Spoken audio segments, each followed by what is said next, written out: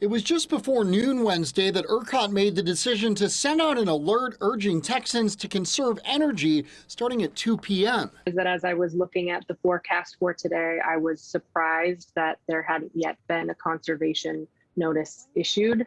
I was not surprised when it did come out. It felt very much anticipated. The short notice raising some eyebrows given that weather and grid conditions were very similar to Monday when such an alert was also issued. A little bit more thermal generation offline than what we saw on Monday. Wind was performing better than it was on Monday, but then solar was performing slightly less. So we sort of have that dual challenge of really, really high demand with limitations and some restrictions on our available supply. The grid setting another all-time demand record around 5 Wednesday evening at more than 78,000 megawatts. Thankfully, ERCOT did not have to resort to rotating outages. In the summertime, this is as close as we've had in several years. The grid maintaining a narrow buffer of reserve power and keeping the alert level at yellow. Black would trigger rolling blackouts. You have one big power plant go off, well, then all of a sudden you're in an emergency alert type situation. ERCOT tells me they have a number of tools they can use before resorting to blackouts,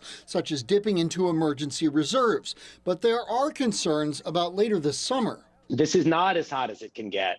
If not outages, experts say conservation days could become the norm. You should expect this kind of thing to happen probably for every hot day for the rest of the summer. There's not going to be that much more new, generation brought online or these kinds of things. We asked ERCOT why this particular alert wasn't issued sooner. They said conditions changed enough for us to need to send it.